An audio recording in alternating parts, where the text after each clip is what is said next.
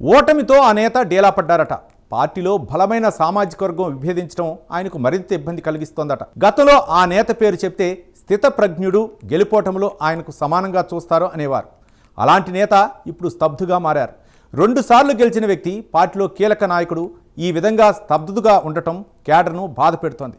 ముందుండి నడిపించాల్సిన నాయకుడు మొక్కుబడి కార్యక్రమాలు చేయటం ఏమిటని కార్యకర్తలు ఆవేదన వ్యక్తం చేస్తున్నారు.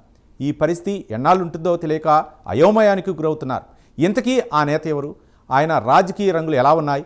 ఆ వివరాలపై ఓ లుక్కేద్దాం.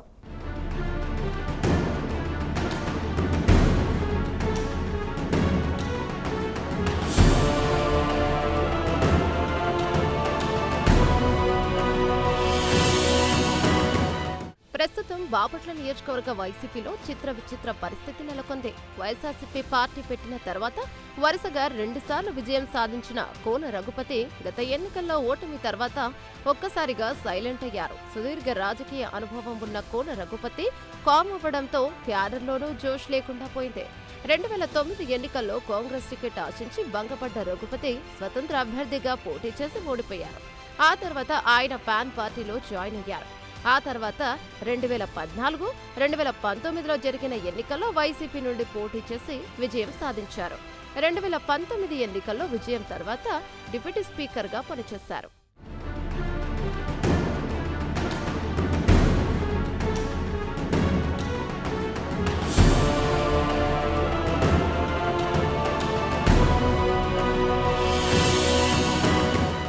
అయితే అప్పటి నుండి నియోజకవర్గంలో ఆయనకు రెడ్డి సామాజిక వర్గ నేతలకు గ్యాప్ రావడం మొదలైందట.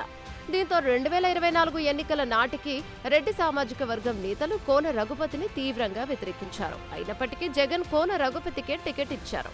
వైసీపీ ఖచ్చితంగా గెలుస్తుందనుకున్న నియోజకవర్గమైన బాపట్లలో కూడా కోన రఘుపతి ఓటమి పాలయ్యారు. ఆయన చేసిన తప్పిదాల వల్లనే ఓడిపోయారంటూ రెడ్డి సామాజిక వర్గం నేతలు ఆరోపించారు.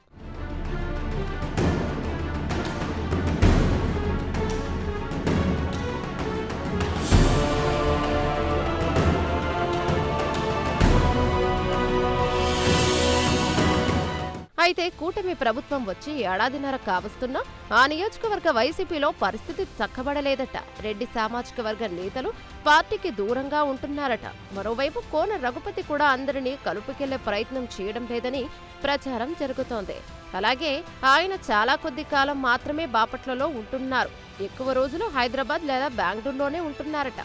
దీంతో నియోజకవర్గంపై పూర్తి దృష్టి పెట్టలేకపోతున్నారని వైసీపీ కార్యకర్తలు ఆందోళన వ్యక్తం చేస్తున్నారు. దాంతోపాటు ఆయనను అనారోగ్య సమస్యలు కూడా వెంటాడుతుండటంతో మునుపటిలా చురుగ్గా పనిచేయలేకపోతున్నారట.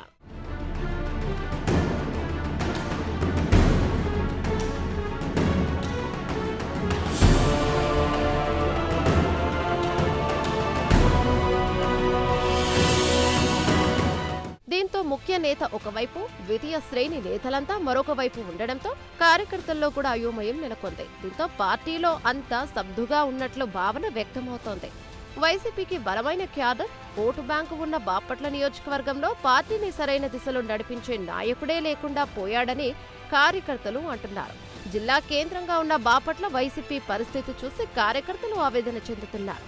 ముఖ్య కేంద్రంతో పాటు అన్ని నియోజకవర్గాల్లో క్యాడర్ సమర్థవంతంగా నడిపించాల్సిన చోటే అయోమయం నెలకొనడం కార్యకర్తలు అసంతృప్తికి కారణమవుతోంది.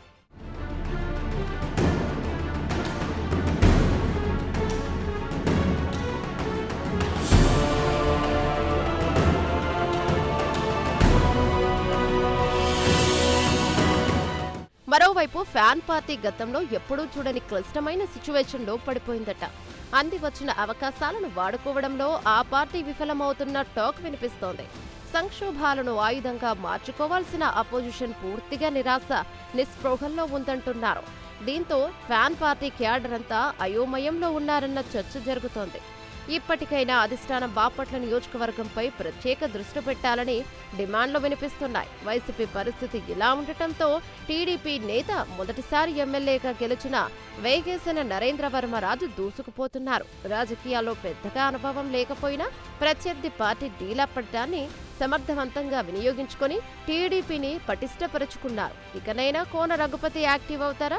పార్టీ క్యాడర్లో జోష్ నింపుతారా? లేక తనకేం పట్టనట్టుగా రాజకీయాలకు దూరం ఉంటారా? బాపట్లపై పార్టీ అధిష్టానం ఫోకస్ పెడుతుందా? వైసీపీ కార్యకర్తలు చేజారకుండా జాగ్రత్తలు తీసుకుంటారా? పార్టీని గాడిలో పెట్టేందుకు జగన్ ఎలాంటి వ్యూహాలు రచిస్తారో వేచి చూడాల్సిందే.